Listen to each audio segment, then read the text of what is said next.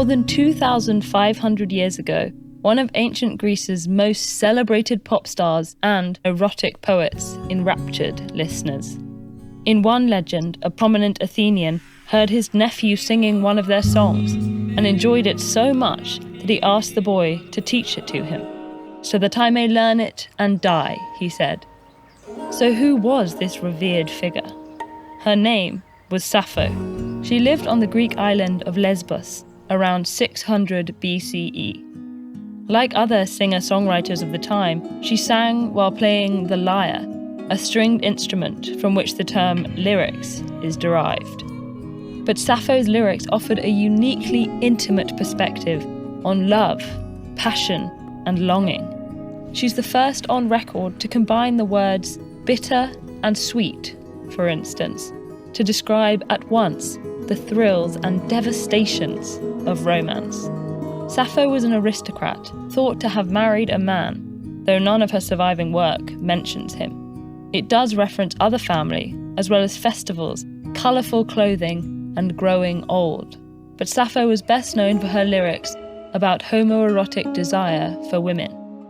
In one song, as her female companion departs tearfully, Sappho says, "Let me remind you the lovely times we shared."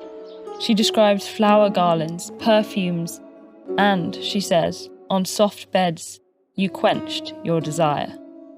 In another, she describes a friend in a distant city, pacing far away, her gentle heart devoured by powerful desire. She remembers slender at Thais. The word lesbian means someone from Lesbos, but because of Sappho, it now also describes a woman who's gay. In ancient Greece, the norm was for everyone to marry and have children. While men were usually permitted to have homosexual relationships based on their status, women weren't.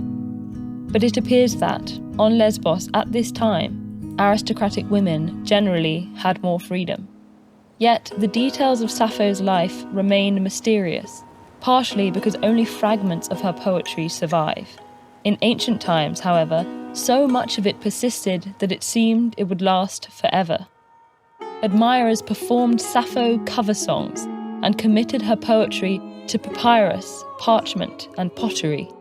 3 centuries after Sappho's death, a Greek author declared that her words would endure as long as ships sail from the Nile.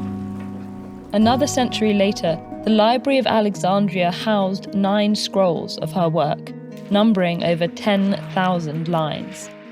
But natural forces eroded the collection, and monks, tasked with preserving ancient writing, likely neglected or destroyed her work. One 2nd century Christian leader called Sappho a whore who sang about her own licentiousness. Later, a pope and archbishop ordered her poetry burned. Almost all of it had vanished by the Middle Ages.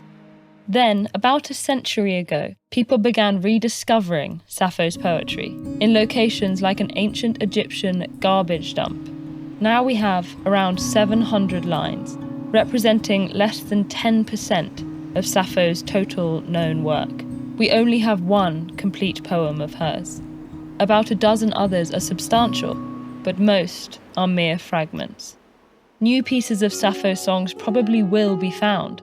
Some may already be sitting in museum archives, to be revealed when technology allows scholars to read through scrolls too fragile to unroll. What we are currently left with is an incomplete record and many historical rumours. Ovid insisted that Sappho fell in love with a ferryman and, upon being rejected, leapt from a cliff to her death. Another tale asserts that she ran a girls' school, and those mentioned in her poems were merely students for whom she felt platonic affection. Current consensus is that these stories, which ridicule Sappho or deny her work's homoeroticism, are probably all untrue artifacts of misogyny and homophobia. Despite the distortions of the intervening millennia, Sappho's words reach across time and resonate today.